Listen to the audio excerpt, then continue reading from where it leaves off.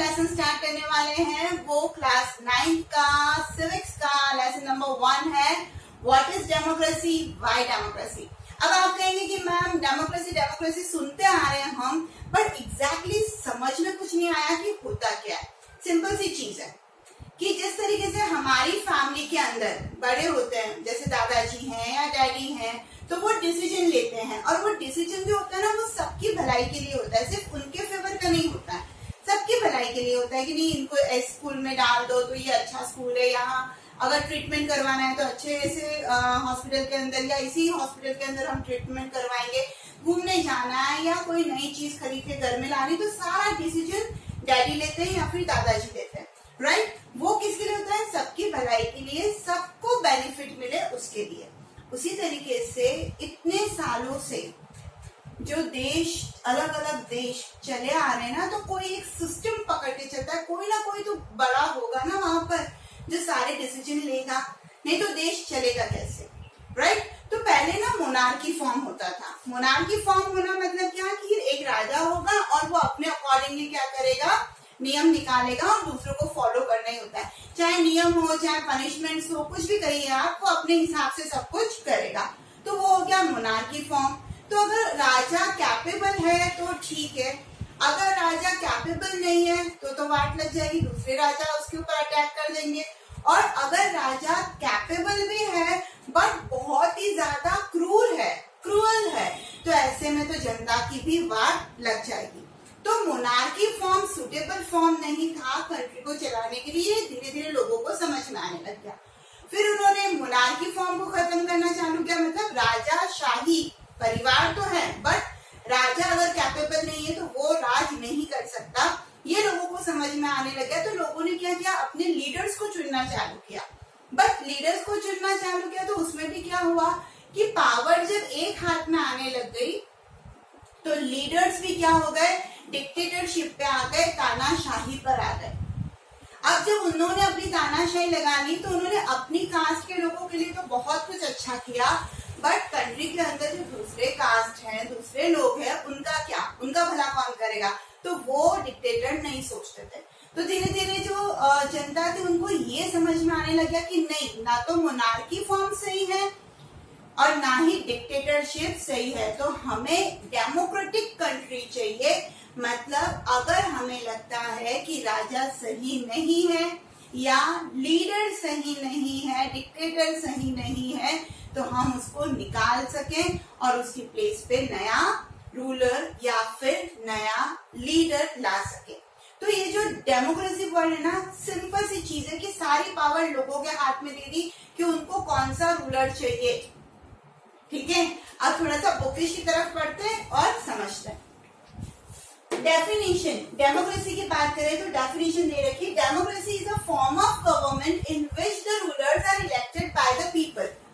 Simple सा sentence, democracy क्या है, एक ऐसा फॉर्म ऑफ गवर्नमेंट है जिसके अंदर जो रूलर्स हैं, रूलर्स मतलब मिनिस्टर्स, लीडर्स, ये समझ लीजिए आप, है ना। यहाँ पे वर्ड रूलर्स ही लिखना है आपको, बट एक्चुअली वो नहीं कि मुकुट उकुट पहन के कोई भी आ गया आपके सामने, वैसा नहीं है। रूलर्स मतलब यहाँ पर आपको लीडर्स दिमाग में रखना है या मिनिस्टर्स रखना है ना। जिसके रूलर्स जो हैं वो इलेक्टेड बाय द पीपल, वो सिर्फ किसके द्वारा इलेक्ट किए गए होंगे, पीपल के द्वारा। I repeat, democracy is a form of government. Democracy एक फॉर्म ऑफ गवर्नमेंट है जिसके अंदर जो रूलर्स होते हैं यानी जो लीडर्स होते हैं उनको इलेक्ट करने का, उनको चुनने का काम कौन करती है, पब्लिक, पीपल करते हैं। सिंपल है ना, सीधी सी बात है। अच्छा मुझे एक बात बताइए, आप कैसे चुनेंगे, ये काला है, नहीं नहीं नहीं नहीं इसको नहीं लेते, अरे ये बहुत हैंडसम है इसको ले लेते हैं, ऐसे नहीं ना, थ्रू इलेक्शन, इलेक्शन के थ्रू इसको चूज किया जाएगा। तो ये डेमोक्रेसी में क्या हो गया कि जो लोग हैं वो चूज करते हैं लीडर्स को, रूलर्स को, और उन्हीं चुने हुए लीडर्स की बनती है गवर्नमेंट, तो वो कहलाती है डेमोक्रेसी। अब मैं बोलती हूँ कि India is a democratic country, मतलब यहाँ पर ना मोनार्की फॉर्म है, ना ही डिक्टेटरशिप है। यहाँ पर पब्लिक क्या कर रही है, थ्रू इलेक्शन अपने लीडर्स को, अपने रूलर्स को इलेक्ट कर रही है, चूज कर रही है। क्लियर। अब देखते हैं फीचर्स, क्या फीचर्स है डेमोक्रेसी के। Number 1, rulers elected by the people take all the major decisions. देखिए, जनता ने वोटिंग करा है ना, और वोटिंग करके किसी एक पर्टिकुलर पार्टी को जिता दिया। अब जो पार्टी जीत चुकी है, सारे मेजर डिसीजंस वो लेगी। वो जो गवर्नमेंट बनी है लीडर्स की, है ना, वो सारे डिसीजंस लेगी। आप मैं डिसीजन नहीं ले सकती, नहीं नहीं नहीं, हम यहाँ पर ही डैम बनाएंगे, गवर्नमेंट को यहीं पर डैम बनाना पड़ेगा, नहीं नहीं नहीं, गवर्नमेंट यहाँ से रास्ता नहीं बना सकती है, नहीं नहीं नहीं, गवर्नमेंट इंडस्ट्री नहीं खोल सकती, नहीं, ये डिसीजन। या फिर कोई भी फॉरेन अफेयर करना है तो अभी हम करेंगे क्या, नहीं, वो सिर्फ राइट किसका है, जो इलेक्टेड रूलर्स है, जिसको पब्लिक ने चूज किया है, उन्हीं का वो राइट है। तो नंबर 1 फीचर।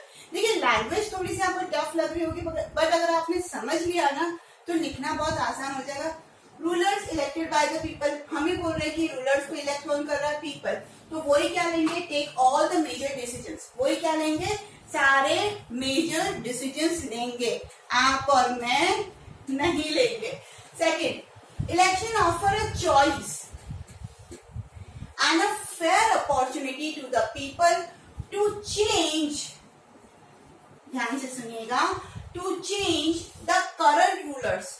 प्रेजेंटली जो रूलर्स हैं, अगर वो अपना काम सही से नहीं कर रहे हैं, तो यहाँ पर इलेक्शन के थ्रू पब्लिक को ऐसी फेयर अपॉर्चुनिटी मिली हुई है, और चॉइसेस तो नेचुरली रहती है कि हाँ, ये सरकार काम नहीं कर रही है तो दूसरी पार्टी है हमारे पास, हम उनको वोट दे देंगे, है ना। तो चॉइस भी है और फेयर अपॉर्चुनिटी भी होती है कि हाँ, अगर हमने गलत रिप्रेजेंटेटिव या रूलर चुना है तो हम उसको वापस बदल भी सकते हैं। आप देखिए ना, अगर अपन इंडिया की बात करें तो पहले बीजेपी थी, फिर कांग्रेस आई, फिर कांग्रेस रही, फिर कांग्रेस गई, फिर बीजेपी आई, मतलब आना जाना लगा हुआ रहता है। अगर पब्लिक को लगता है कि काम सही से नहीं हो रहा है तो उनके पास चॉइस भी होती है और उनके पास अपॉर्चुनिटी भी होती है कि वो जो करंट रूलर्स हैं, प्रेजेंट रूलर्स हैं, उनको चेंज कर सकती है थ्रू इलेक्शन।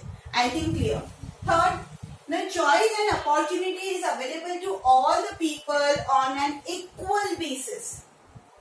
मतलब ये जो चॉइस दी गई है ना, और ये जो अपॉर्चुनिटी दी गई है कि आप अपने रूलर्स को चेंज कर सकते हो, बट वो जो चॉइस दी गई ना, वो सभी लोगों को इक्वली दी गई है। मतलब 1 person 1 वोट। ऐसा नहीं है कि हाँ, मैं सोशल की मैम हूँ, मुझे सोशल ज्यादा आती है, मुझे डेमोक्रेसी पता है, मुझे मोनार्की पता है, तो मुझे 2 वोट देने चाहिए आपको। ऐसा नहीं है। मैं चाहे किसी भी पोस्ट पर हूँ या मैं कहीं की भी कोई भी बड़ी मिनिस्टर हूँ, मुझे सिर्फ एक सिंगल वोट देने का ही राइट है। सभी को, चाहे अमीर हो चाहे वो गरीब हो, अगर वो वोट दे रहा है तो सिर्फ कितना वोट दे सकता है, 1 वोट। क्लियर। तो सबको अपॉर्चुनिटी जो दी गई है वो इक्वल दी गई है। आई थिंक पॉइंट क्लियर हो गया होगा। Fourth one, the exercise of this choice lead to a government limited by the basic rules of the constitution and the citizens right. अब देखिए, हमने ना जिन लोगों को इलेक्ट कर लिया है, जिन लीडर्स को, या फिर जो वर्ड यहाँ पर आ रहा है बुक में, रूलर्स, ठीक है, उनको हमने इलेक्ट तो कर दिया, बट वो जो काम करेंगे, उनका जो काम होगा ना, वो लिमिटेड होगा, और वो किसके बेसिस पे होगा, on the basis of constitution and citizens right. मतलब वो कॉन्स्टिट्यूशन क्या है, इसको सिंपल वर्ड में अगर मैं बोलूं, constitution is a written form of rules and regulation, जिसमें रूल्स एंड रेगुलेशन लिखे हुए हैं, है ना, तो वो कॉन्स्टिट्यूशन कहलाता है। तो भारत के संविधान के अनुसार और सिटीजन राइट्स को देखते हुए ही वो काम करेंगे। वो कोई और दूसरे, मतलब बोलते ना, बेफालतू के काम नहीं करेंगे। उनके काम, उनके उस गवर्नमेंट की जो काम होंगे वो लिमिटेड होंगे, और वो किसके बेसिस पे होंगे, तो कॉन्स्टिट्यूशन एंड सिटीजन्स राइट के ऊपर रहेंगे। क्लियर। अब इन पे बनता है एक क्वेश्चन ये है, डिफाइन डेमोक्रेसी।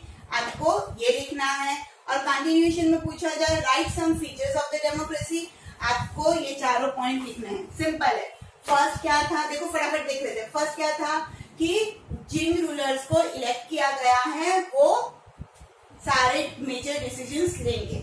सेकेंडली, अगर वो सही से काम नहीं कर रहे हैं तो पब्लिक के पास चॉइस भी है, अपॉर्चुनिटी भी है कि वो उनको चेंज कर सकती है। तीसरी चीज, जो पब्लिक को अपॉर्चुनिटी दी गई है वो सबको इक्वली दी गई है, मतलब 1 पर्सन 1 वोट दी गई है। और फोर्थ वन, जो भी काम करेंगे ये गवर्नमेंट वो किसके बेसिस पे होगा, it is on the basis of constitution and citizens right, उनके फेवर में ही वो काम होगा। आई थिंक वीडियो क्लियर हो गया है, तो hit the like button, drop a comment and subscribe my channel social studies with Sangeeta. Thank you so much.